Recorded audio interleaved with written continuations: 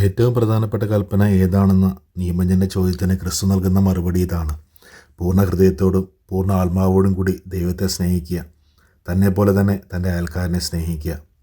നമ്മുടെ ജീവിതത്തിൽ പല കാര്യങ്ങളും നമുക്ക് പ്രധാനപ്പെട്ടവയാണ്. നമ്മുടെ കുടുംബം, ജോലി, ആരോഗ്യം, സാമ്പത്തികം.